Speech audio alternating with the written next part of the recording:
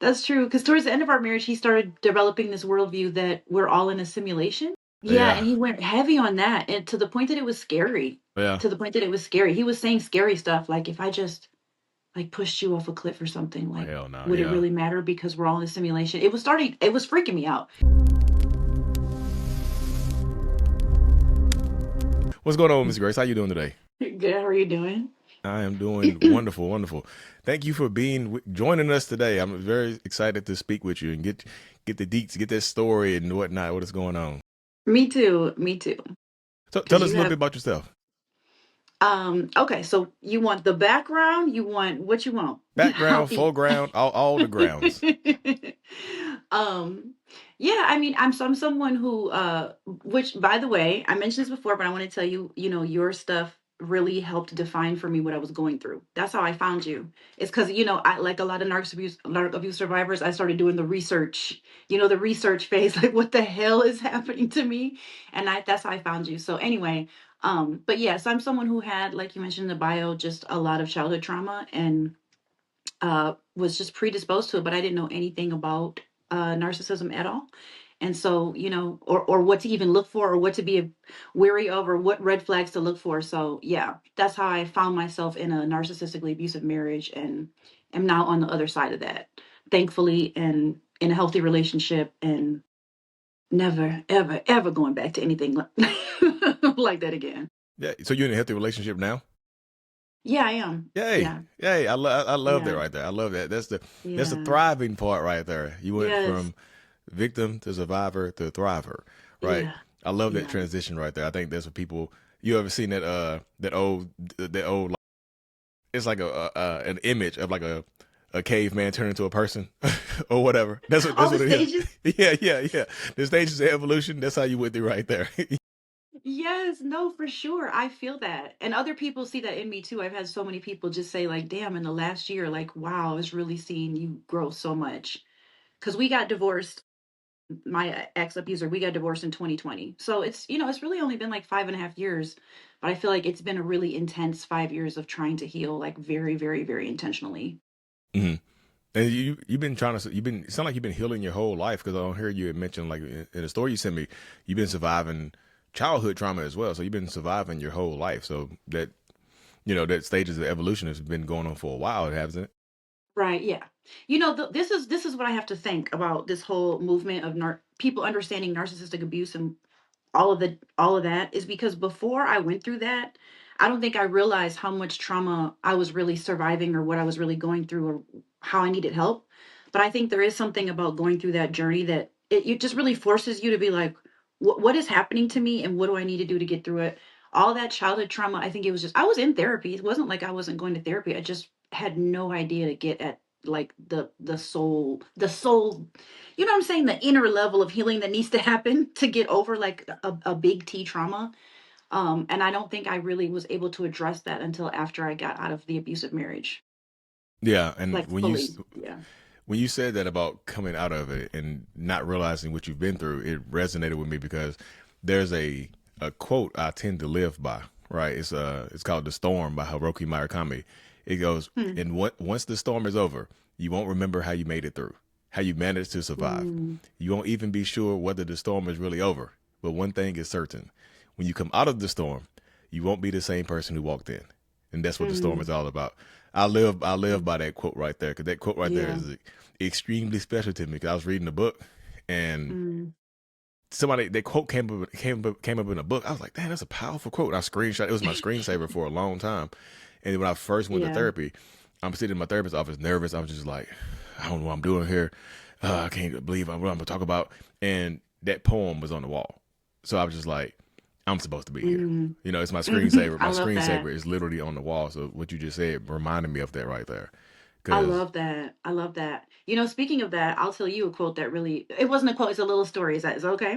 yeah, But there's a little story that I heard. It was like I was listening to a podcast or something, that was just really stuck out to me. But it was actually kind of like a sermon, but he was talking about how there was this story of this woman who lived out in the middle of nowhere, and this some animal got out of the zoo, like a Bengal tiger or something, like a 450-pound Bengal tiger got out of the zoo in her area, and she was like an older woman. She didn't have internet. She didn't know.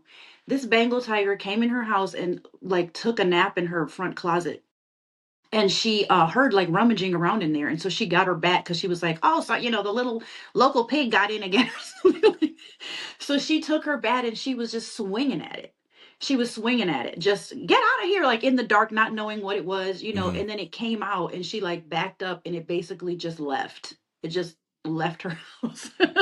Didn't kill her, nothing. And basically the sermon was kind of like, you just don't know what you're up against. Sometimes, but you Mm-hmm. just fighting back.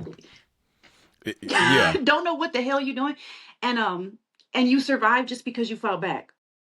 That really stuck out to me about what I went through. I was like, damn, I was fighting like hell. But like looking back, I'm like, I cannot believe I didn't unalive myself. I just cannot believe. I had no idea I was dealing with the Bengal tiger and not, I don't know. I just saw it as such a little thing. So anyway, just that's kind of stood out to me afterwards as like an eye opener, like, oh shit, like I didn't just survive some shit that a lot of women don't make it out of, or I should say women and men, but a lot of people don't make it out of sane, or they do, but they never recover, or they keep getting in abusive relationships over and over again. So yeah, anyway, that was powerful for me.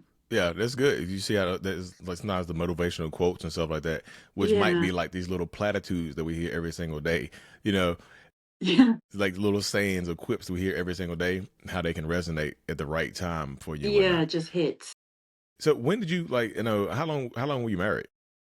We were married from well, it ended up being 5 years total. Mm, But I was basically trying to leave after three. It took me like a full 2 years to finally, it was like the ninth or tenth attempt. So it was kind of like that, I think I said I really wanted to go the first time I suggested it was in 2017. mm-hmm. And then he didn't actually fully move out until the fall of 2019. So yeah, it took like 2.5 years for me to finally be like, no, this is what's happening. I can't do this anymore. I was so trauma bonded, so trauma bonded. Like, damn. Like, look up trauma bonded in the dictionary. Here is me. Just everybody mad at me, everybody pissed off. Can't stop sleeping with them. Can't stop going back. Can't stop calling. Can't stop trying to get affirmation. Can't stop. Bad. I was down badly. I was down bad. I needed your help back then. I didn't know about you yet then. I didn't know about anybody at that point. So. I don't think I had got started till then. Like I said, I didn't get started in social media stuff till like 20. I got started in 2020 actually. Oh, okay. May of 2020 is when I started the whole mental illness page and stuff like that. So Oh, okay. Yeah, I might have found you like later, maybe later that year. yeah, But you at found it where some you point, needed one to. of my friends said to me, like, "Have you ever heard of trauma bonding? Have you ever looked it up?" She sent me some like real scientific journals and shit. I mean, Mm-hmm. sorry. Nah, you're She good. sent me some journals and all that, and I was like, "Oh my God, this is what's happening to me. Like, I am physically addicted to this abuse. This is insane." It was really sad to read that. I was like, "Oh, I Yeah, never." that can be a traumatizing experience in and of itself when Yeah. when you're going through the trauma is one thing, but sometimes when you wake up and realize it, it's a completely different one because then the Hmm. self doubt, the self attacks can begin. The just the feeling, the guilt, the shame can start kicking in, and that's a Yeah. whole different layer of it's like it's like piling Yeah. the trauma on top of each other, and that Yeah. can cause people to well, I stayed here, I might as well. I don't know what I should do. I just feel embarrassed to leave, embarrassed to stay, or whatever the case may be. So it's so many moving pieces right Yeah. there. That's a whole different experience when I talk to people. And I was just like, Yeah. you have to prepare for you were surviving trauma already, but once you leave or once you kind of take off the rose-colored glasses or the beer goggles, right, and start to Yeah. see what you went through, that's a whole Yeah. nother experience because you're like, wait, huh? Yeah. Yep. Yep. Yeah, and for me, I didn't realize until, because like it hurt. Everything obviously hurt really bad. But when he moved out, I actually went through the greatest like mental breakdown was once he moved out. Because I mean, I hadn't done enough research to know. No one told me like things will actually get harder because the thing is at that point, he didn't care anymore. He was Mm-hmm. doing some sort of maintenance, a little tiny bit of maintenance to like finish that cycle. Because I was on a place where, the abuse would happen. I could not self-regulate at all until the cycle was complete. So unless he came back around for that honeymoon stage to like, and he never said he was sorry or whatever, but like all he had to do was like look at me or touch my shoulder or something. And I'd be like, oh, okay, fine, forgive me. But like once he moved out, I went crazy because he was never completing the cycle anymore. And I just could not regulate at all, could not regulate. He would just come over because we have a daughter. So he would just come over, have this horrible interaction with me, be super mean and toxic, or say something that he know would harm me, like do his regular schmegular stuff. But then he would leave and I would not get the completion. And it really drove me crazy for like, and then he was already moving on and lying to me about it. And I started doing that whole crazy woman thing, like looking up the phone records, who's he talking to, reaching out to these women. It's like, girl, like you finally got out, we were separated, like leave him the fuck alone. I just couldn't. I was so down so bad. So actually, yeah, I lost my mind. I had to take like 3 weeks FMLA. Mm. I had to get EMDR. I was almost going to commit myself. That's how Mm. bad it was. And that was until after he moved out. It was like I had the biggest breakdown due to the trauma bonds.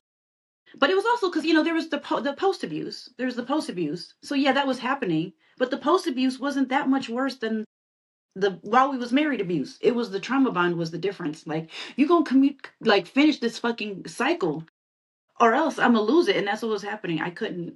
And then I was always begging him to have sex with me, and he was like, no. He just Oh. knew that would hurt me. Mm-hmm. Like, no, I'm not. I'm having sex with this other woman now. And it just Being faithful. I don't want to question my yes, morals. yes, I'm changed. I'm a prioritizing changed her. man. Yes, that killed me. That like, oh, I have someone else now, and you didn't Oof. want to be married to me anymore, and it killed me. Yeah. You were the one who asked for this. You didn't want me anymore, and it just I'm not a that piece of. kind of begging, you know how dehumanizing it can feel to Yeah. beg I'm not a someone to piece. have sex with you, I'm not a piece of meat, especially as a Grace. woman. Yeah, I know. I'm not a piece of meat. You're not gonna treat me as such. Thank you. You didn't want this. Somebody else does. It is It like was that. terrible. It was terrible. It was But such a terrible time. but you see how you can look back at it and laugh right now. It wasn't a laughing matter when you was going through it. But now Right. you look back at it and like, Yeah, now I can look back and just see. I can see how crazy. I can see why everyone was mad at me. All my friends were mad at me. mm-hmm, I get it. They just, yeah, they were. It's. I imagine it's kind of the same experience of having someone who's like a drug addict or mm-hmm. alcoholic, and you can see that they're ruining their life, Yeah. and they're like they know they're ruining their life, but they just keep going back to the drug, and that's what was happening.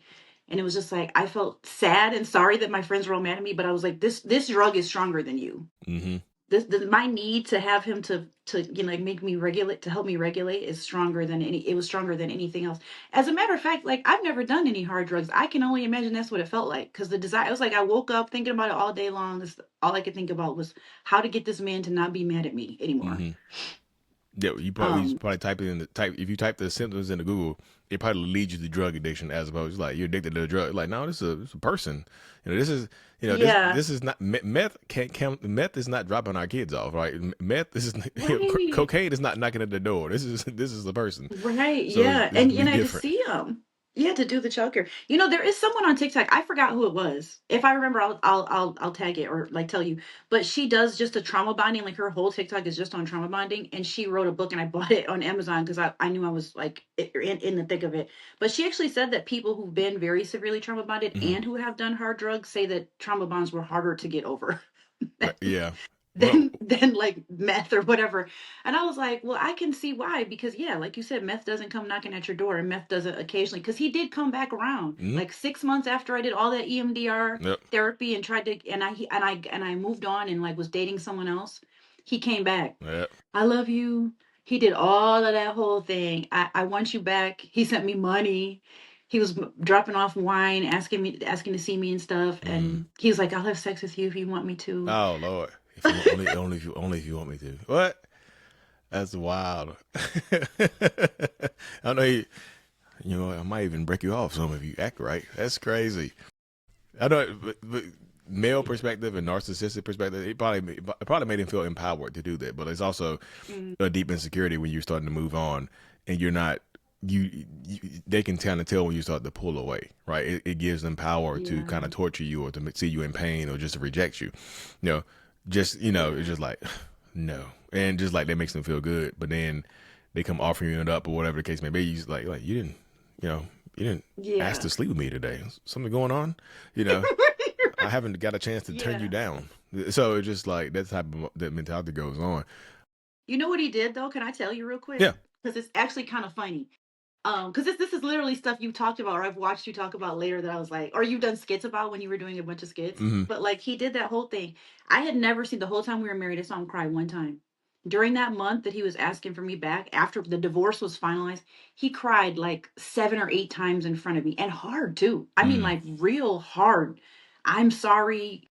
Lost not, like I never seen a grown man cry like that ever in my life, let alone him. Yeah. So he just he was the way that he was expressing his sorrow. Oh, because I had already started. Oh yeah, this is part of the story. I had already made a few videos on YouTube with my story, and he watched them. Uh-oh. He saw them, and he was like, "It broke my heart to see how hurt you were and what I did to you." So I was actually thinking about it for a minute, like maybe he's changed. Because he was like, I'm not a narcissist. I know you think I am. I'm not a narcissist. Like, I went to therapy. They said I'm not. They said I just have done evil things. So, and by the way, he's never been diagnosed with NPD or anything like that. But he was like, my therapist just helped me see that I've done evil things to many, many, many, many women. What? But I'm not a narcissist. I'm not diagnosed. He was just like, I'm changed now. So he was like, and now that I've seen what I've done to you. So I was actually thinking about it for a minute. And then, like, in the final week where I was thinking about it, like, I realized I wasn't ever going to go back. But then he came in my car, like, on a Saturday morning. Like, on Monday, he did that whole thing, that whole speech I gave you. On Saturday, he got in my car when I was picking up my daughter or dropping her off or something. And he was crying again. And I was like, what's wrong? And he was like, I met someone on Tuesday. And I think I love her. And I'm going to go forward with that. And I started crying because it was just like the switch up was so fast. It was like Tuesday to Saturday or Monday. It was a Monday to a Saturday. On Monday, I'm a changed man. I love you. I want our family back. And then on Saturday, I met her. On Tuesday? He said he met her on Tuesday and it was Saturday. And he said, he said, we decided to be a couple last night. I love her and I'm really sorry, but I'm going to go in that direction. Like you took too long to decide. And he was like, and the list you gave me of things I needed to work on was, it wasn't in conjunction with what my therapist feels like we need to be working on Oh or Lord. something. And so, yeah. And so I started crying really, really hard. And the way he got out of the car and acted like he didn't care at all, I was like, oh, this is that whole narc thing again. Like, oh, I fell for it. I fell for it. He just discarded me again because I felt discarded again, you Hmm. know? It was really sad. It was really sad. And then they went all in. They went public like 3 days later. She asked to meet me. I met her next week for lunch because she was like, now that me and your ex-husband are so close, like I'd like to get to know you. And Did she confirm that they had just met Tuesday? yeah, yep, they had. And she wanted to meet me. So we all three sat for lunch 2 weeks later because she wanted to introduce our daughters together. And so In a before our couple of daughters weeks? met, she wanted to be sure. That is crazy. It was. And I couldn't believe I was sitting there and I wanted to be like, I just fucked your boyfriend like a few weeks ago, right? Lord. I didn't say that, but I was thinking that, like, I bet he hasn't told you we just fucked like 2 weeks ago. Like, Lord. I'm sure that you don't have all the information you need, but whatever. Let's sit here and pretend.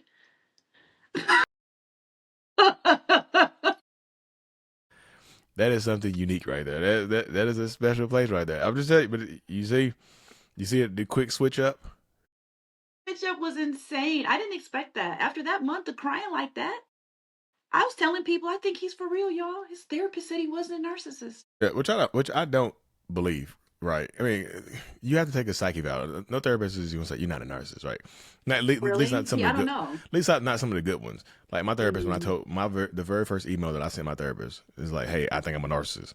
She didn't just say, "No, you're not a narcissist." Da, da, da, da. She's like, "Come to the office," and I didn't get diagnosed till later on, right? But they like some don't. months. Yeah, months. Yeah, they don't like. Um, Yeah, it's not a one time thing. You have to build a rapport yeah. with the person because like they can give you a Yeah. psyche eval, but I think part of evaluating and interpolating the results requires them to have some type of knowledge of you, right?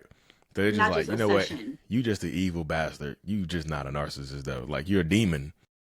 You're devilish. You hurt so many people. Like you, shit. Narcissist is a level down for what you've done. So you're not a narcissist. Like, that's crazy. My therapist, I've done evil stuff, evil deeds. It's like like Chucky, Chucky's just a doll. When my therapist said I'm a doll, it's just insane. But you said something about Well, the oh trauma wait, bond. wait. Let me tell you one thing. I told my therapist that too. I was seeing a therapist, and he said my therapist said I don't care. I don't care if his therapist said that he's not a narcissist. It doesn't matter. These are the things he's done to you. It doesn't care what he's called. I don't care if he's a diagnosed narcissist or not. He's done these things to you over the course of 6 years. You have to get him out of your life. He could be a psychopath for all I care, like, or nothing. Doesn't matter. The actions are what matter. Yep, the behaviors and the actions are what matter. So Yeah, the label can kind of go out the door. It's like, I'm not a narcissist, but I'm right. evil. Doesn't matter. Yeah. Evil's not better. Yeah, it made it seem like it. It's like I'm just evil. What? I've just done evil things, but that means I can make up for it and never do it again. He Is didn't even how say he saw bad it. things. He didn't even say bad things. He said evil, which is kind of a tale, right? Um, but you had mentioned something about creator about the trauma bond. Did you? Was it a journal that you bought or a book? Well, it was a book. I got it off Amazon. I wish I could find it. I don't think it's anywhere close to me. I forgot what it's called. I think it might be called Understanding the Trauma Bond. Okay.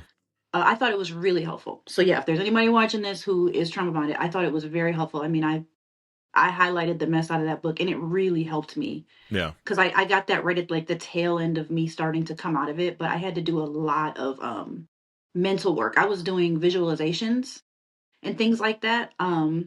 I still hold, Lee, this is crazy, but like I really feel like at a time I was 100% trauma bonded, and I could feel it like as I was doing work and visualizations and reading and going to therapy, I could feel it coming down, but I always feel like I'm at 1% with Mm-hmm. him. There's never a time where I felt like there isn't some little teeny tiny, because I still see him to exchange my daughter. But there's something that I feel like it's kind of like once you're alcoholic, you're always alcoholic. I feel Yeah. like that with him.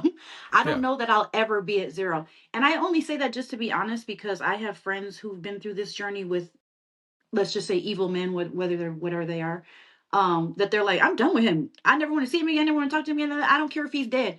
And that's not me. Mm-hmm. Honestly, if he died, I would feel some grief. I don't know what it is, but I would feel something. And yeah, so what I am, even though I'm at 1%, I'm not at risk of going back or Yeah. entertaining that mess.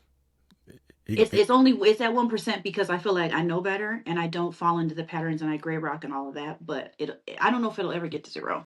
he gonna see this and be like, so 1%, huh? No, he told me he No, knows to talk about him. I'm He knows messing to with talk you. about him. He told me he never looks at my stuff because he was like, I'm just too ashamed. I never want to look at it. I never want to know. I know you're out here talking about it. I know you're doing your thug thizzle, but do your thug thizzle, but I'm just not looking because I can't. He's like, it's just painful, so I don't look. But So that's he part. knows. So say if I'm in his shoes, I see that stuff, right? If I'm, making amends is part of healing and growth, right there. Mhm. So if I saw negative stuff about me, I was like, ugh, it hurts and it sucks, and it could be re-traumatizing. But like if you just kick it to the side, like, I'm just too ashamed of it. That's an issue right there, right? How you supposed to? You've done evil Mhm. stuff, but you can make up for it, but you don't want to see it or hear about it. That's you see what I'm saying? How backwards that sounds right there. They said Yeah, I guess I've done I evil guess I stuff. never thought about it. I've just been grateful he's the kind of that leaves me alone because I know a lot of women they won't, their men are stalking their social media Hmm. constantly and all that, and he's pretty much left me alone Hmm. on that end, and I've just been kind of grateful. Yeah, Like, okay, that's good. That's good. Uh, yeah. so I was going to ask you a question earlier too, but it slipped my mind. It'll come back. It'll come back here in a second. But for the time being, what made you get started posting on TikTok? Um, yeah, I think it was because I heard other women, like, following you and then getting connected to other women who were also sharing their story. And I was like, I could do that. And it's funny because when I started, I was really still in the thick of it. So it's kind of crazy to me to think about like sharing all this shit and trying to help other women while I'm still really struggling. But yeah, so I was just like, but also I've done coaching before. I had done health coaching before, and I was like, oh, this is a way I could like make some extra money because I was still struggling, and we were divorced, so I was back to like a single, very small income, and so yeah, I was like, I could do narc abuse coaching, and then I could make this coinciding TikTok. And I did actually, but what happened was, as soon as I started doing narc abuse coaching, I realized like this is very different from health coaching because I was Mm, doing health coaching before, like life coaching in some way in my career because I've been in the nonprofit world. But anyway, once I started, I realized like this shit is traumatizing me. These women are traumatizing me with these damn stories.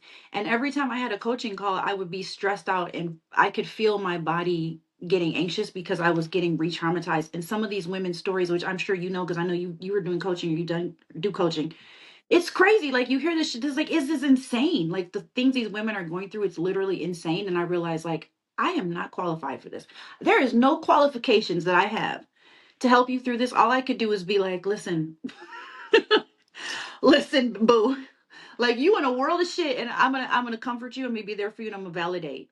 But like I realized I can't even call it coaching anymore without going back to school or getting some certifications because I'm not gonna be somebody out here hurting people because I'm not qualified. So I was like, I gotta shut this down. I'll just do TikTok. And that way so that's what I decided. Like, don't do more coaching, just make some TikToks and educate people and share your story. And then I was just like, this is so much fun. I love doing this. So yeah, it started being fun. But then I did get sick of talking about narcissistic abuse, just like you. I was like, yeah, I'm kind of sick of this. Like, I got to talk about healing or something, because like Yeah, big big this stuff is up. getting a little old, and it's hard on you when you've been through it to keep telling the same story over and over again. You know. Hmm. Yeah, and So that's a big part of mine. That's why you started to kind of see my content shift. I started adding comedy and yeah, doing skits and all type of stuff to it because it's like just hopping in front of the computer, just like some people do their TikTok with that somber music in the background, just like dun dun. I'm a victim of a narcissist, and this is what happened. I was like, they can help people, but it's just so sad, right. It It is. is. It is. Yeah. I mean, I did it to heal too. I did it Mm, to heal too. I think sharing those stories, it was really healing to have people validate and be like, "Oh my gosh, I went through that too," especially because narc abuse is kind of confusing. You don't even really know when it's happening, and yeah, it was really fun. I do really appreciate that I got the opportunity to like use my voice to it empowered me in some weird way. yeah, and it's super And cool meeting though. other survivors, yeah, was Yeah. really cool. Yeah, being empowered in that, what you described as a weird way is super cool. Because like when I started doing my one on ones and stuff like that over Zoom, I was just nervous. Like, well, I'm gonna tell these people. Sometimes people just want to Yeah. talk. Sometimes people really literally just want to talk. But Yeah. I'm always been a very very just analytical person. Like, and I'm a very astute listener. And I've just talked to so many people over the last few years that I've gotten good at just giving people good solid advice on their Yeah. situations and stuff like that. Just based on my mindset and my mentality of what the things that I used to do. Things that also I call it putting my narcissist hat on, right? I'll be like, well, if I were your boyfriend or I were your husband, this is what I would do. And they'd be like, Yeah. and people would hit me up and like, Lee, the crazy shit you said the crazy shit you said might happen actually happened. Damn it, I didn't want to believe Yeah. it. I was like, what? And I'll be like, what, really? I was kind of messing around because it'd be so outrageous sometimes the stuff I say, but like, this is what happened.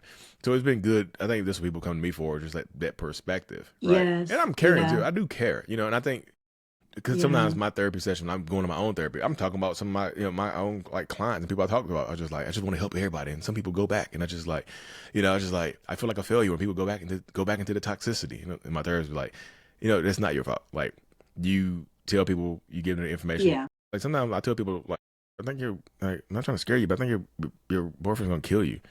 And they'll go back. I look on there Mhm. and they hugged them on social media on TikTok, and I Yeah. was No, like, no. Yeah. Yeah, I there was one time, I forgot when it was. It might have been, I don't remember, but there was one time I looked up your stuff because I was going to try to book a session with you. And I don't remember why I didn't, but I remember when I wanted to, it was because it was exactly what you said. I wanted to hear from someone who understood inside his brain, like why he was hurting me like that. I wanted you or someone to tell me like what is it that makes him want to hurt me like this when I keep telling him like you're hurting me, you know? And I think, when I was doing coaching, it was very brief. It was only like 6 months. It was only like maybe 8, 10 women or so. So it wasn't mm-hmm, a lot. But I think what they wanted to hear was like, they just wanted to hear from another woman who'd been through it just to validate, like, yes, that is real. What you're feeling is very real. mm-hmm, Like like dog whistling, for example. If you never heard that phrase and you don't know what it is, you do feel crazy. You do feel crazy because someone's doing this to you all the time, And I think women just wanted to hear, like, yes, he is dog whistling you in front of your mom, and all this stuff. Or like, yeah, and I think that's what you've done that I've really, really appreciated. Is especially because I think how your stuff spoke to me was the skits, oh yeah, because the skits were interesting how different pieces of content work for different people, but that's what spoke to me. And it wasn't because it was funny, but I always did think they were really funny, but it was because it was like so on point of like the ones where the flags one. oh The red flags ones killed me, but there was a few of them where I'm like, yeah, that is what's happening. And it's just the fact that you were able to make it funny. I was able to access, like, this is happening to me. It's not funny, but like this is really this is really bizarre because Mm-hmm. only someone who is in the head of a narcissist maybe could understand this. And it felt very validating. So I think that's the gift that you've given people who've been through this, is to validate something that's confusing as hell. It's very confusing to be dehumanized by someone who's looking you in your eyeballs and saying I love you, or still sleeping with you every night or whatever. It's very confusing.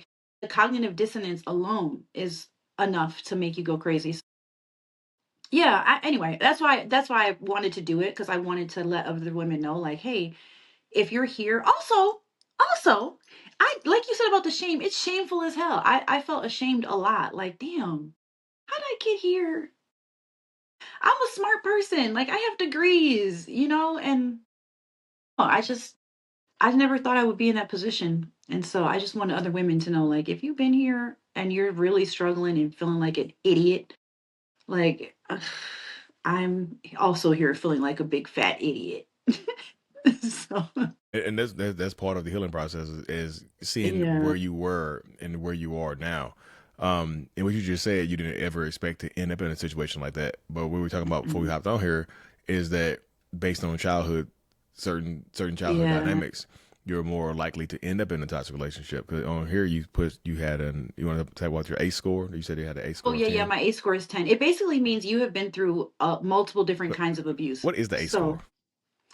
So it stands for, I think, I forgot what I the got A to pull stands it. for. Adverse childhood experiences. Okay, adverse. That's the word I always forget. Yeah. So how many adverse child experiences you can take I would wonder if you took it, what your score would be. But anyway, but if you take it, so like basically I went through sexual abuse, physical abuse, emotional abuse. And then like I had a parent who had my mom was schizophrenic.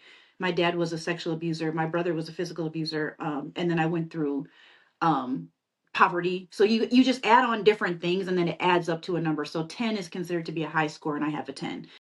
Although, like I said before, some of them have made it up to 13. They've added like different layers of abuse. So like neglect is another one. So I experienced neglect. So all these type of things, if you experience those things, you have a very high chance of being abused again in adulthood. You have a very high chance of cancer, depression, suicide, different things. And all of those things have been a part of my life. Well, not cancer, I'm sorry. Um, definitely depressing and wanting to, unalive myself as early as high school. And Mm. yeah, so I went through a high trauma childhood. And then my mom, who was schizophrenic, she continued to devolve over the years. And so it was kind of like she was always causing like what Gabriel Mate would say is like little T traumas. My mom's schizophrenia was like a big T trauma as a child, but like in adulthood, it was just always there. It was never not there. As I was getting older. So even when we were married, it was causing me, even when I was in the abusive marriage. Anyway, my whole point is like I definitely was predisposed to it. And then I was married for 15 years. I to my first husband. I've been married twice. My first husband, and we got divorced, and then I met my narcissistic ex-husband Mm. almost immediately. I was gonna ask if that's the first person you dated after that. Yes, Yeah. and he was just like, "We should get married. We should get married right away." He wanted to marry me in April, the month after my divorce finalized from a 15-year marriage, a 17-year relationship, and I was just like, "It's just too soon. Like I just got divorced last month." And he was just like, "I want to get married at the Justice of the Peace or whatever." And I was just like, "Can you wait till August?" I was like negotiating, like, "Can we please just wait till August? Like my divorce is finalized in March." And I just, yeah, he was just like, yeah, yeah, he pushed me towards the marriage. Let's get pregnant right away, all that stuff. So, What does it sound like though? what'd you say? So what does that sound like? Oh, love bombing, It future sounds like faking, love all that bombing, but stuff. it also sounds exactly like what this next person was going through. It was like Tuesday. I just met somebody on Tuesday, and we were in love. Huh? Yeah, for sure. Meeting the Yeah, kids and stuff like that. That's how it's quick. It's quick attachment and yeah. stuff like that, which is kind of crazy. But I looked up the ACE score right here and like the different types of traumatic events. It says physical abuse, emotional abuse, sexual abuse, physical neglect, emotional neglect, household substance abuse, household mental illness, parental Hmm. separation or divorce, an incarcerated household member, and witnessing domestic violence. All of those, Oh, every goodness single gracious. one I have. Yeah, my dad, my mom's mentally ill. My dad sexually abused me, and then he went to prison when I was 10. My brother physically abused me. He went to prison when I was 14. And then, because my mom's schizophrenia is like 3 or 4 of them, because Yeah, I was gonna say I can see how that just.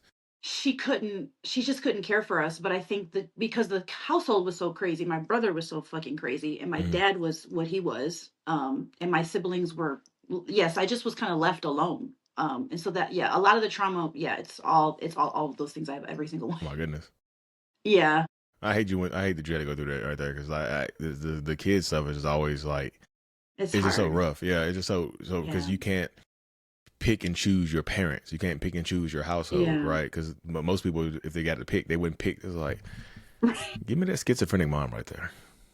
Right. Yeah, give me that. Give me that Yeah. one, right? And like say, But the thing is kids are so resilient, because I didn't yes, know. Like a lot of kids, I didn't know everyone's mom wasn't kind of batshit crazy. I mean, I did, as I got like a little older, I realized, like, my mom is not like the other moms. Like, this is not normal. hmm But what my dad was doing, even my dad normalized the abuse.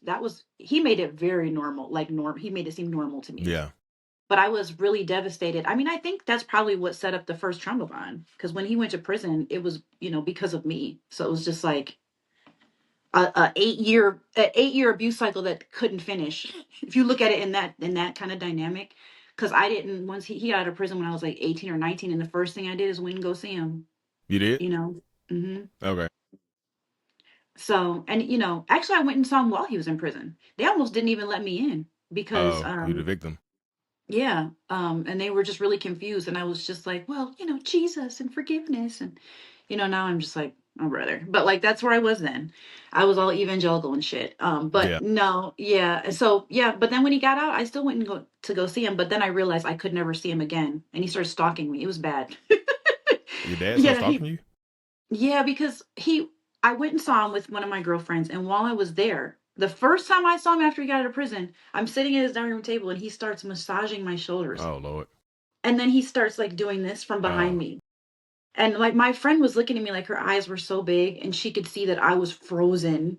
Like, why the hell is he touching me? Like, in what reality would this be okay after, going to prison for sexually abusing me? Like, bro. And so I was, yeah, my body was frozen. And she was like, we have to go. We have to go. And then I realized, like, he's not safe at all. I tried to tell him, I thought, well, maybe we could still be friends. So I tried to tell him, when I told him, he just basically denied ever abusing me. Almost uh, like he was talking to somebody else. And I'm like, why are you lying? Like, it's just me and you on the phone. I was so confused. And then he kind of admitted to it, but then he blamed my mom. He's oh like, well, it's Lord. your mom's fault because she wouldn't marry me. And I was like, you were married to somebody else, though. Like, how the hell was she supposed to marry you while you had a whole ass wife and kids at home? What are you talking about? So I realized something happened to my dad in prison. He's crazy. I don't want to talk to him anymore. It's not safe. And then he started like standing outside my corner, outside Lord. my house, outside the corner where I'd be pulling around to go to work. And I just was scared. And then I was like, I just can't deal with this anymore. I can't talk to him ever again. There, I feel like there was a part. Was it? There's a hop. He was married to somebody else and had other kids. Oh, I was yeah. like, where So did they my come from? mom, yeah, my dad had been married 3 times. He was on his third wife, had an affair with her with my mom, got my mom pregnant later in life. They were both older, like 40 and 44. Hmm. Got my mom pregnant. Then she was like, well, I'm pregnant. I want to marry you. So he was like, okay. So they went down to the justice of the peace. They were like, sir, you can't get married again. You're already married. So she didn't know. Your mom didn't know he was married. Oh, what? What? What? And They're both dead, by the way, so I don't feel too bad talking about it. But what? yeah, but I mean, my mom, she stood her ground. She broke up with them, even though she was like, 12 weeks pregnant with me, and he begged her back. And I could see that. I know that he begged her back. Man, he tried so hard. My mom had a drawer full of letters this Uh, big, of my dad's letters and stuff, begging her to come back to him while she was pregnant with me. All of that fucking begging and I love you and all of that, only to do what he did to me. Sometimes when I think about that, I think, bro, what the hell were you thinking? Why? Did you beg her back just so you could ruin my life? Like, she could have been on her way. She could have had another boyfriend. I could have been raised by somebody else, maybe. I mean, who knows? But I mean, I don't know. So yeah, I literally, and I was his only daughter. He had already had four or five boys before. I don't know, his kids before, because apparently he lied to them and told them that my mom was lying and that he got sent to prison falsely. Oh Lord. He upheld that till I didn't find that out until after the funeral. One of That, my older brothers told me, like, "Oh, your dad." He was like, "It happened?" And he's like, "Oh, he told us that your mom just lied on him and that your mom told you to say all that stuff in court." mm, I was like, "You got to be kidding me." that shame That to was really that was actually really sad. That was traumatizing for me actually when I that, heard that. see more trauma. Like trauma from the grave. Trauma from That's the grave. wild. That is Yeah, wild right there. that was hard. That was hard on me. That was a real big turning point When of pain for me when did is he pass knowing away? that he told that. It was a long time now. It was like 2004 or Okay, 5. okay, okay. Yeah. Oh my goodness. Yeah, my dad was something else. He was something else. He went to the courthouse while he was married. I know. Got to uh, how did Yeah, he was bad. what? That makes He my was head bad. hurt a little. That makes my head hurt. I'm like, wait, what? Good on your mom for not letting him for breaking up with him. Like, damn, but like, good, like No, that's my mom, my mom for being very, very, very mentally ill with schizophrenia. She did when I told her what he was doing to me, she did move immediately to get him prosecuted. mm-hmm. Immediately. She advocated for me immediately. My mom was also a police officer. She was a Detroit police officer. So, she had her little inroads. So when I found out, when I told her, I mean, I feel like we were in court within 2 months. I was on the stand Wow. testifying. Um, at 10 years old, I was testifying. And I mean, I watched him get handcuffed and carted off. I watched him get sentenced. Mm, So my mom didn't hesitate, and I'm really grateful for that. yeah. Considering a lot of little girls' moms don't believe them or, Yeah. call into question. And she was like, "This nigga going to jail." Oh, To sorry. straight to jail. Hey, good for her because like you just said, Yeah. you see these stories all the time when the Yeah. little girls come up to you like, "Daddy did this" or "Your boyfriend did this," and like, "You little whore," and they'll blame you Yeah. for it and just Terrible trauma on top yeah. of the trauma. The betrayal trauma is horrible. The That's such betrayal a bad. trauma, and I'm sorry, I'm sad for all the women who've experienced that from their mothers. Like I Mm, have mother pain for sure. I've got the mother wound, but it's for a different reason. yeah, It's for something that I see she could not physically control. yeah, At and that. least she didn't inflict harm on me the way my dad did. Like, yeah, I have betrayal trauma, but my Mhm. mom's it's a little different. It's a little easier to stomach. Yeah, because I think when you become an adult, you look back on it and Yeah, see the mental illness that she was battling. It gives you a the different whole perspective, right? time. It's just like it's still trauma, it's still abuse, but it gives you a different perspective on it. Sometimes I feel like, For you know, sure. good. Yeah. Damn, man, the dad is just the mom has schizophrenia, but the dad sounded like he was. uh, That's insane. You know how crazy that is to knowingly know you're married and go down to the courthouse and try to commit Try a to felony, trick her. Yeah. try to commit a felony, try to Yeah. commit bigamy. You go to straight, you go to Yeah. jail. Like, Yeah. He was I'm pretty sure. I mean, I can't say for sure, but I'm pretty sure he was just a straight up pedophile because I had a couple of the other family members later connect with me on Facebook and be like, "Yeah, I heard what you did and he did some things to me too when I was younger." Two different people who are like cousins of mine, I guess. yeah. But so yeah, he was just a straight up pedophile. Oh man, Yeah. I absolutely hate that type of stuff. You see, Yeah. and you had such a traumatic childhood, getting it from all angles, even your brother and whatnot, Yeah. right? And then you go through it in these relationships, and then you come out the other side of it, right? It's kind of like you come out of the storm, like and like you just said earlier, Yeah. you don't even know if the storm is really over. You 1%. You see what I'm saying? It's a 1% chance of rain today. It's just like you know, Yeah. 1%. So kudos to you. Shout out to you because I know that is a story of literally that evolution right there. From No, you seriously. No, crawled I up. see it. I see it. I see it. I'm humble about a lot of stuff, but in this, I am really proud of myself when I just think back, like, damn, I've really survived a lot. Um, I really can't believe it. Sometimes I'm like, I just can't believe I'm here. I mean, I will tell you this, I came very, very, very close to unaliving myself in March 2023. Um, and that was yeah, I think it was enough of a wake up call. It wasn't even like I was doing anything wrong. I just was still on the tail end of healing. I had just been assaulted. My mom had just died too. I'd been assaulted by someone else after my ex-husband, a boyfriend. And then my mom had just died. And in that time frame, it was such a small time frame. And I hit perimenopause. My hormones were insane. I wasn't being treated for perimenopause and I couldn't work because my depression and anxiety were so bad, and I was poor and I was almost getting evicted. And it was like the combination of the assault and my mom dying, being poor and almost getting evicted. And I was just like, I can't take it anymore. Yeah, I just came really, it was really close. I came really close to doing it, like a second. and then decided not to because I was like, no, I don't want to hurt anybody else. And then I was just like, I have to get treated for depression and anxiety. Like, I just have to. It wasn't even so much, I can't even say it was tied to like being a Mm-hmm. domestic abuse survivor. It was more like all of this stuff is added up, and I just really, I can't deal with these hormonal swings. I really think it was more than anything like perimenopause, honestly. But so, I mean, even that's not that long ago. Mm-hmm. But like, 2023, yeah, that's it's not that long that's not that ago. long ago at all. No. Right, but I have had suicidal ideations on and off, like connected to mental. I will say this, I don't know how much you know about this, but like my unaliving ideations are almost always in conjunction with my cycle. There's something called PMDD. It's called premenstrual dysphoric disorder.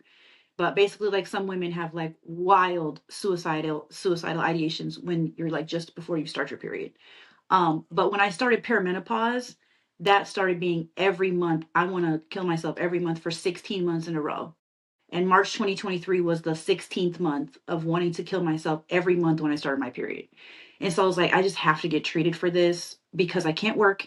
I'm poor, about to get kicked out of my apartment. I have three kids, by the way. I have three kids. I share with my, both my baby daddies, ex-husbands. And so, yeah. So once I got treated for perimenopause, and got on a drug for depression, and I have something different for anxiety when I have like huge anxiety spikes and stuff. Once I got that, then it was like, okay, I can handle my life. But sometimes I'm like, I know I'm still predisposed to all this stuff. It does not ever seem that far from me. I just always have to do a lot. Like I do a lot of meditating. I do a lot of journaling. I have really good girlfriends. I do all the things they say you should do. I do deep breathing. I do diaphragmatic breathing. I read. I go to therapy. I've done EMDR. Like I just do all the things because I know I'm so predisposed to I don't have any guns around. I don't meet with, talk to. I don't know anyone who has. Well, actually, that's not true. Like the guy I'm with now, he does have guns. But I was like, you got to keep them Well, locked up. a safe, locked up. I never want to have access to them. I never want to see them. Just growing up with a cop, like I'm triggered by guns too. I'm really Mm-hmm. triggered. So yeah, I do a lot to be sure that I'm keeping myself safe. And one thing I knew I had to do, like I got to change my whole dating situation. Otherwise, like these men gonna have me. Yeah. They gonna take me out. Yeah, the additional. You don't need your man to be an additional stressor to you right there because you got all No, this other right, right, stuff right, going right, on. right. Yeah, and not with somebody who's not that at all, who's like completely opposite. So it's really healthy and really beautiful. But I told him like if it ever becomes even slightly not good, or there's a slight red flag, I have to leave. Like there's no grace, no No, wiggle room. there's no grace. Right, there will be no grace, quite literally. Like, I'm sorry, but he was like, no, he was like, I get it. Like, he's like, girl, you done been through so much. Like, these men have traumatized the hell out of you. Like, I get it. Like, if I'm causing stress to your life, like, I understand. So I was just like, yeah, we can never even get to a close, like, oh, maybe this is you just got to go. Yeah, damn. That's how it goes sometimes. It's like still, like you said, it's still healing. Yeah. I feel like so many people think that healing has an end point. Sometimes you'll be healing Yeah. from different things, right? One healing journey stops and another one begins or is continuing. Kind Right. of like your computer task.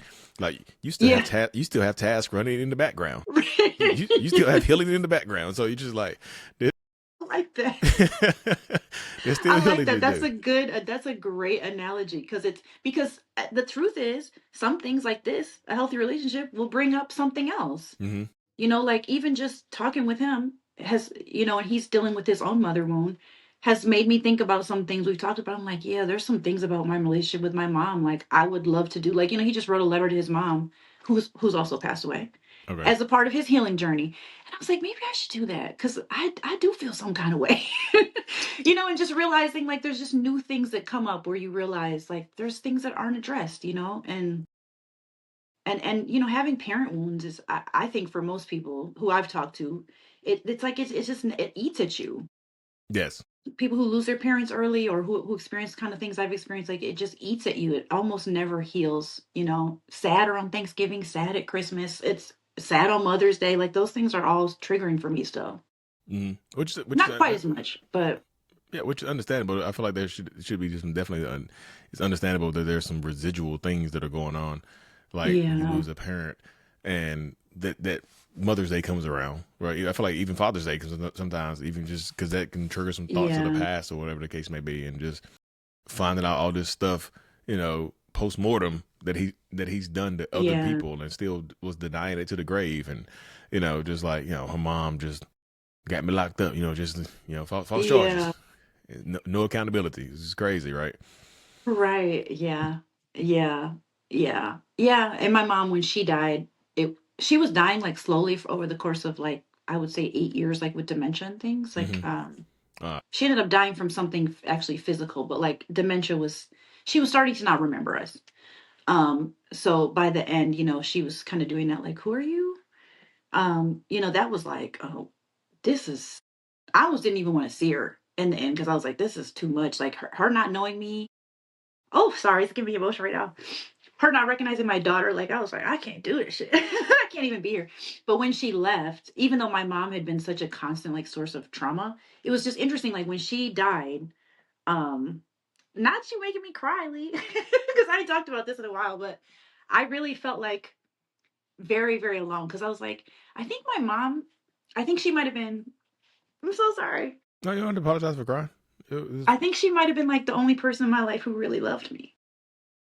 I think that. I don't know if that's No, true, but like that's kind of like how I think. I don't know. But your mom I definitely understand. loved you. Like I said, yeah, I know she did. But so yeah, it was just a very pervasive aloneness. I'm not Mm-hmm. surprised that it kind of led to me having those unaliving feelings. Because it was just like, oh, I don't have anybody now. And I know my ex-husbands, neither of them. I don't think they care about my life. Like if I said, oh, hey, I got evicted, I'm homeless, they'd be like, okay, well, that's your problem. Like I'm gonna take my kids and go. So it was just really, yeah, it was very deep. So sometimes when I think about my mom, like obviously I'm crying right now. I'm like, yeah, there's some stuff. It's stuff, yeah, because I do Yeah. think your mom did love you. It's just like Hmm. she had her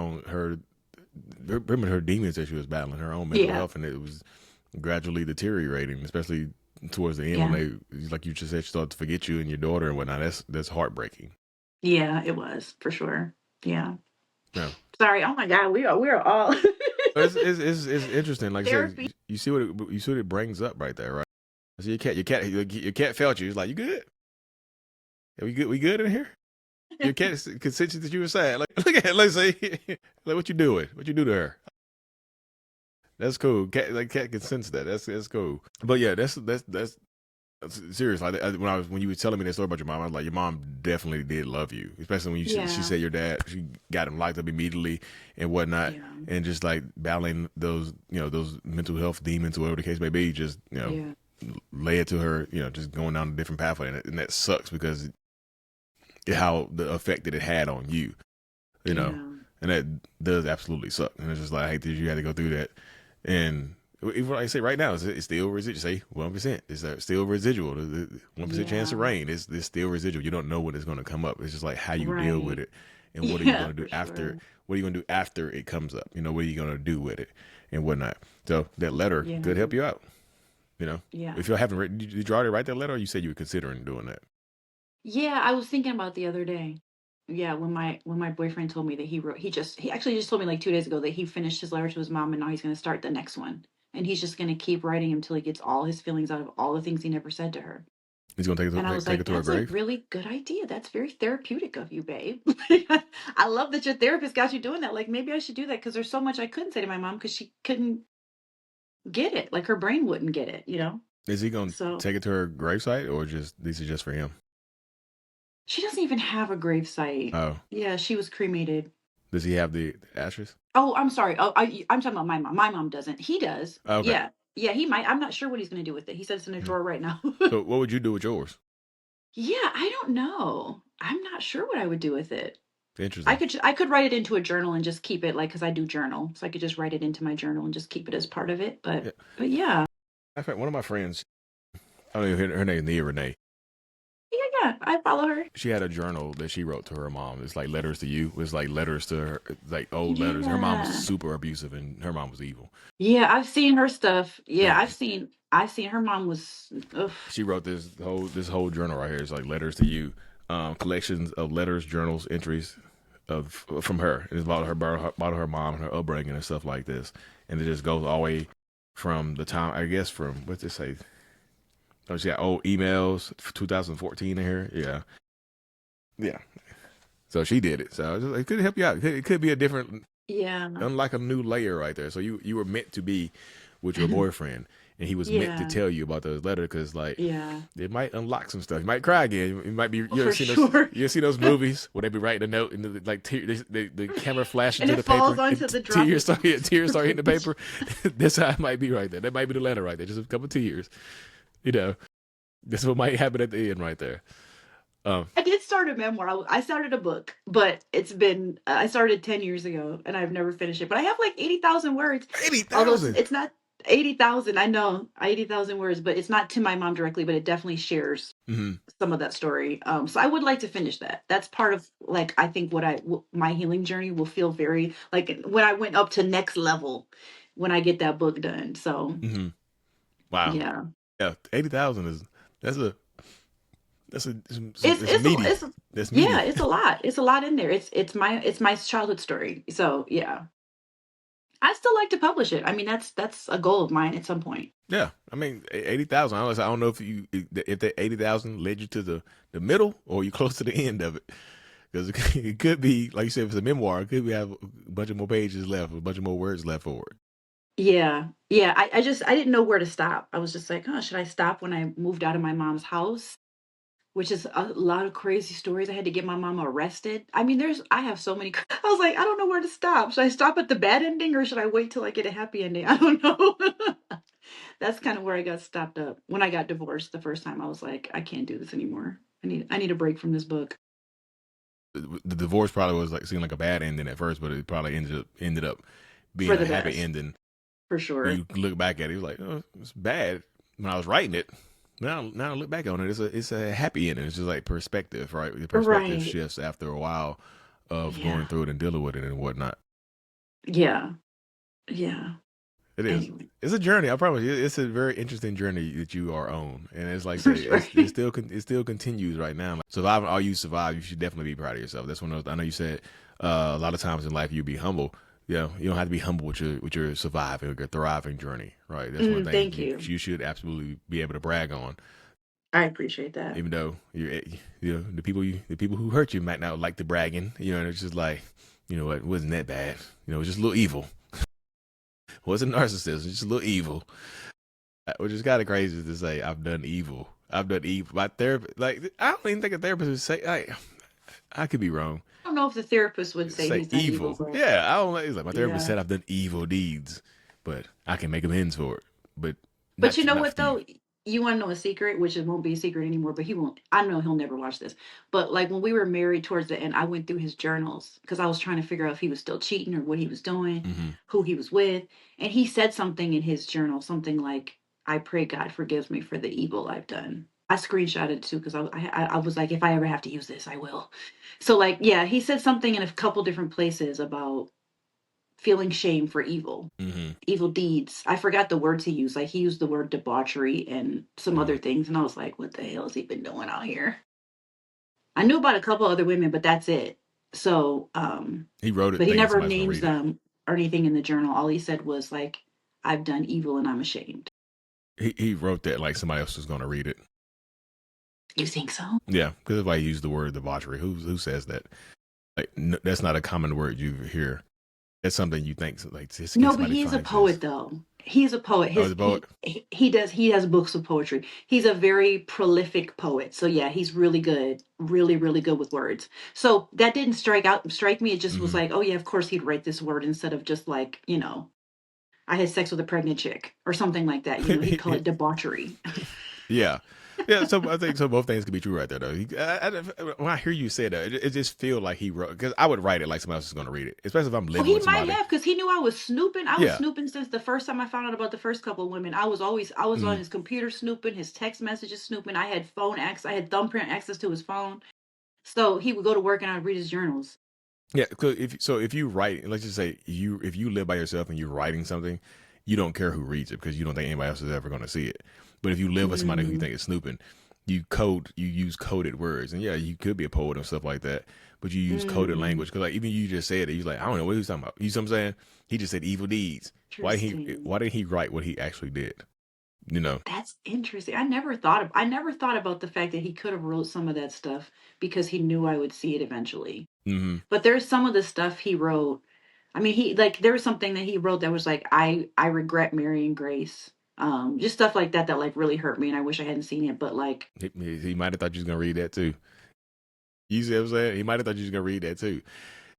Because you see how specific that was. I regret marrying Grace, as opposed to I've done evil deeds. How vague that is. yeah, I think he wrote some of that that's stuff with the intent crazy. behind you seeing it. You see what I'm saying? And it, sometimes they take pleasure in your pain, and For sure. it I kind think he got off. I think he got off. Coulda came on my pain. of. Sometimes they do that. Sometimes though, Yeah. for real, like it seemed like it. Mm-hmm. It really seemed like you just get pleasure in this because there's so many things, that specific things that are said and done that would hurt only you to say or do. Like, man, it was rough. It was rough with that. That was really hard on me. Like, why is somebody intentionally evil like this when you telling them like this is hurting me? Please stop hurting me. And they're like, good. That's the point. Yeah. They're trying to bring that pain to you because some of them really do get a kick out of Yeah, I hurting do you. think I think it made him feel powerful. I did realize that. I Mm-hmm. think he did feel very powerful when he was like kind of lording over me. Yeah. When he saw me scared, I think he really but it made sense because his background was that he was like beat within the inch of his life all the time. Really savagely with a lot of objects and stuff. And I don't know. I'm assuming that kind of trauma turned around is what made him feel powerful like, "Oh, I can administer Mm-hmm. that kind of fear on someone, but without actually ever touching me." It was crazy. Yep. And sometimes that's the way it goes. They feel like everything is like it switches in their adulthood. Like when I'm a kid, I can't control anything, but Yeah. when I'm an adult, I can control everything, or at least I will try to control everything because that's the way it Yeah. goes. Yeah. Yeah, and it can be so sadistic. It can be so sadistic. Yeah. Cuz like just for example, I told somebody this the other day, they didn't even believe me, but like one of the things he did as a part of like the what I felt like was very narcissistic was he started hating black women while Mm. we were married and like constantly making content about hating black women and how dumb we are and just furthering tropes and caricatures of black women. He's black, mind you, himself, black, all the way black. All the way black. Okay, all the way black. I'm biracial, but he's all the way black. And yeah, and that was so deeply painful. And he only did that while we were married, not before, not after. His tweets were like a white nationalist. Like you would think he was like Trump's nephew, the way that Wait, he's it's like tweeting. wait, tweet, yeah, Seriously, like Candace Owens level of anti-blackness. yeah, And yikes. that and misogyny. It wasn't even just anti-blackness, it was like anti-black women. That to me was just like, this is the greatest turmoil of my life. How could you marry me, have a black daughter with me, and then turn around and like become the greatest hater of black women? It was just like that was very dog whistly. I don't even know if that was dog whistly. That was just whistly. Like Yeah, all out in the open. Like, but anybody would think like if you have a black wife, she's in pain seeing this shit. Like some of that stuff was like, I can't even articulate to you how much this hurts me. I don't even know how to articulate. You're taking away my entire identity.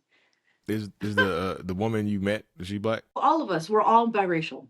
She's All of the biracial too. last Okay, 7 or 8 of us, we're okay. all biracial. We all look the same. You line all 8 of us up, we have the same yellow skin, the same curly hair, same everything. Nobody's black, nobody's white. We're all biracial. It's crazy. It's crazy. Yeah, yeah, he's like he has a lot of stuff going on. There's the internal hatred, but you mentioned the misogyny part. I probably in Yeah. a couple of my episodes I talked about this recently, but I think that most narcissistic men have more than just a splash of misogyny, and that's how they feel better about themselves. So Real. like I'm a man, so I'm better than you. I'm a man, so I'm this. Way At least better. I'm a man. At least I'm a man. We have the same Yeah. qualifications, but I'm a man. You know what I'm saying? And that's how they Uh-huh. make themselves feel better. It's just being a man. They try to put women down. They try to think women are secondhand citizens, and not just black women, but just women in general. They just try to treat them, put them down, or Yeah. whatever, to lift themselves up because they might be feeling internally insecure about something. So that's why you start attacking Yeah. unnecessarily. Yeah. I mean, there's a part of me, this is the sad thing about, black women that I feel like is there's a part of me as a black woman that's like, I have an unbelievable compassion for a Black man in America feeling less than, because it's like, I understand, like, everybody treats you like shit. I get it. I get it because I've been there and I watch it. I grew up with this. Like, I've watched my brothers be shut down, cut down, and killed. So I have compassion. So it's like I came in with compassion for him, like, hey, I get this.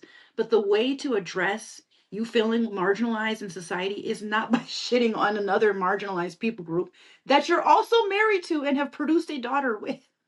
Like, this is not the way to deal with it. So I started trying to come at him with a logical, like, Yeah. hey, I feel compassion for you as a Black man. I get it. I see it. I'm not blind to what's happening to y'all. And that did not work. Me suggesting that he had internalized racism sent him through the roof. The roof. Yeah. That was like the worst You hit a soft spot. abuse. Oh, yeah. Me suggesting that he was a misogynist, practicing misogynoir was like, yeah. One time he was clapping at me, like he put his knee over my face, so like his crotch was in my face, and he was just clapping, no, screaming at me, clapping, no, that's not it, yelling. Our baby's a little girl Mm-hmm. sitting there with her little toys, looking like, why the hell is my dad with his crotch in my mom's face screaming no?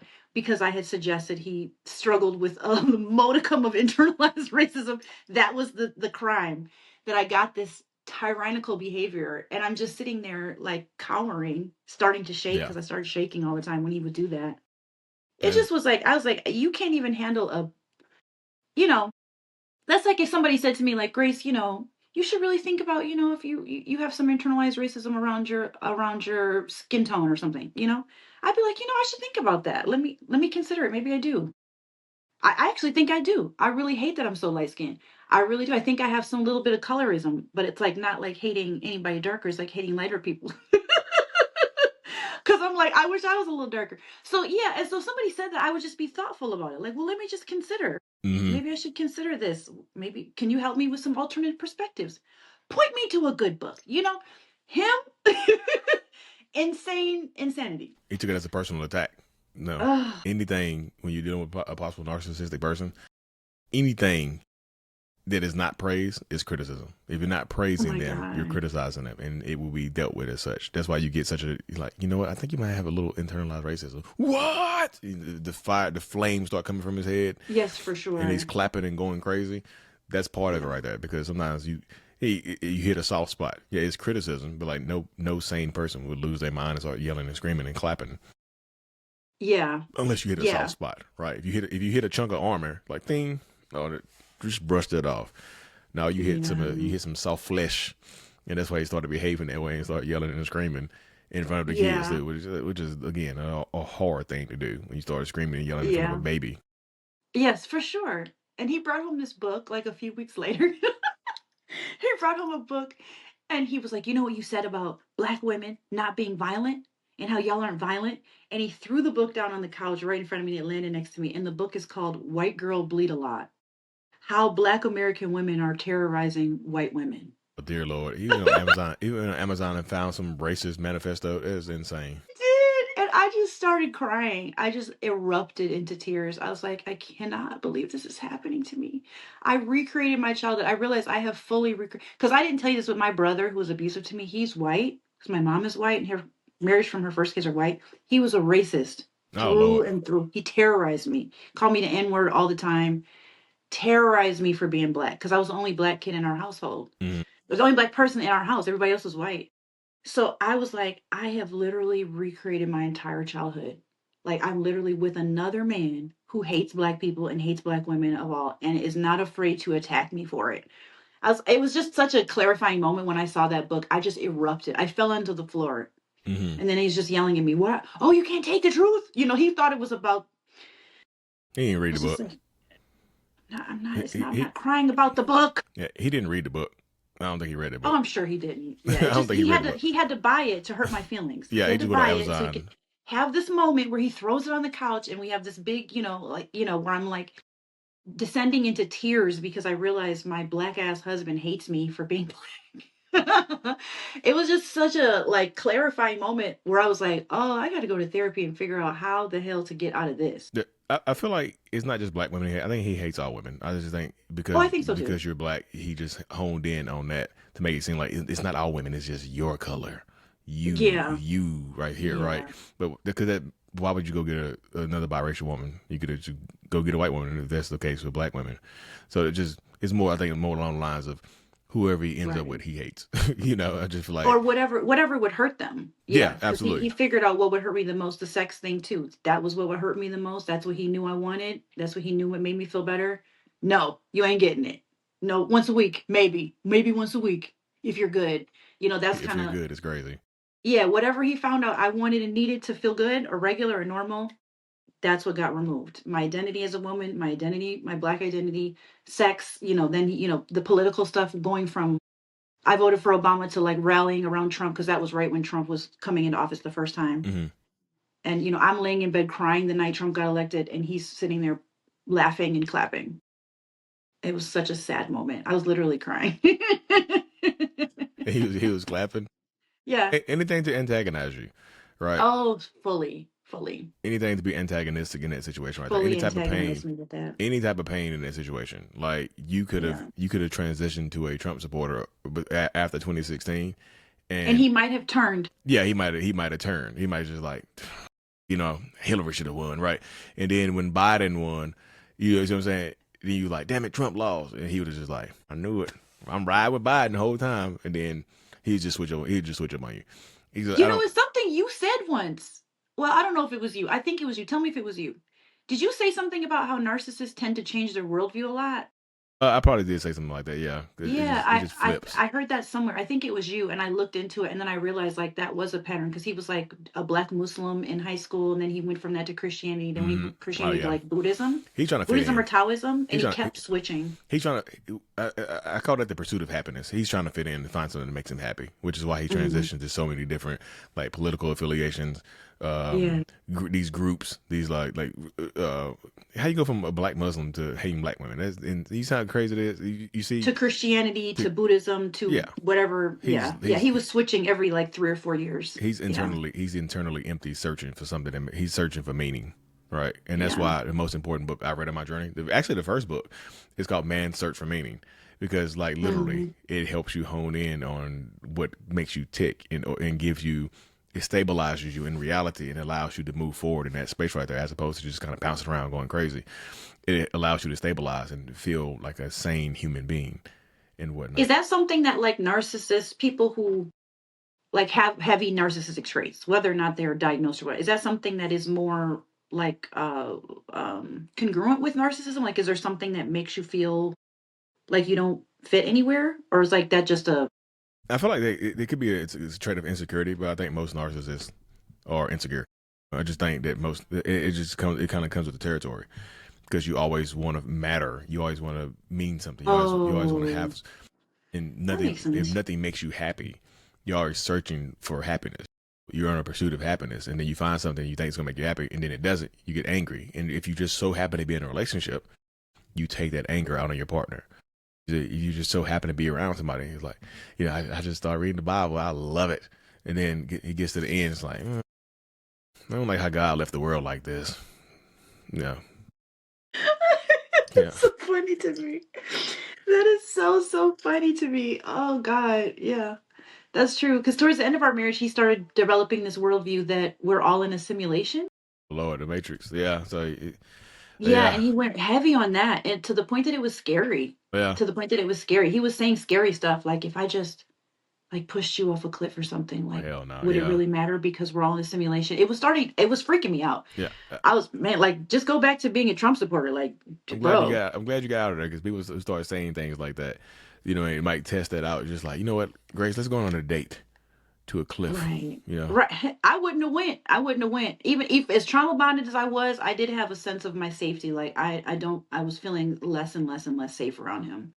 So, I wouldn't have taken a risk like that, but I did think at a couple points, like, I think he's probably gonna hurt me Mm, if I stay another 5 to 7 years.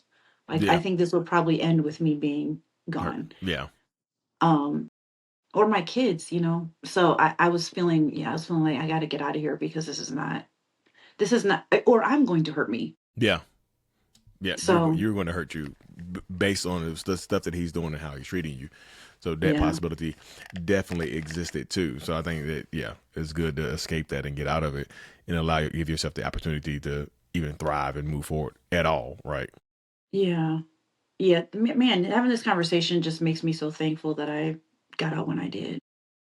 Yep. And so many people, and that's why I'm saying the thriving part of your journey is being able to escape and tell that story to other people, or just to just exist and be able to move forward just in a healthy, happy way. Like you say, you're in a better relationship now, and you understand what you set boundaries. Like, look, stress. You got like a little stress meter on the desk. Like if it goes into the red, Yeah, yeah, I got to get out of here. yeah. I gave him a whole list. If you yell at me, if you swear at me, if you, I mean, he's got a list, but he's not those things already, which is why I decided to move forward with him. Because, Hmm. I've dated, I've been dating for the last 2 or 3 years. I feel like I know enough now. Like I get a sense like Yeah, pretty quickly. Like I feel like you can test men and you can get a sense really quickly. Like most men, they're just not hiding it. yeah, Like, yeah, I'm here, I'm toxic. What you got to say? You know, yeah. it's really Toxic is in, right? Just I love it. Like very. if you're not toxic, you're not a real man. That's so terrible. It's so terrible. The dating pool. I'm so glad I'm not in this dating pool. Even if me and this guy break up, if it doesn't work out, we break up. I can't do it no more. I need to be single for a really long time. I just can't. Gotta sit with it. Just chill for a little bit. Yeah, I can't tolerate being back out in these dating streets. It's painful in and of itself. The date streets.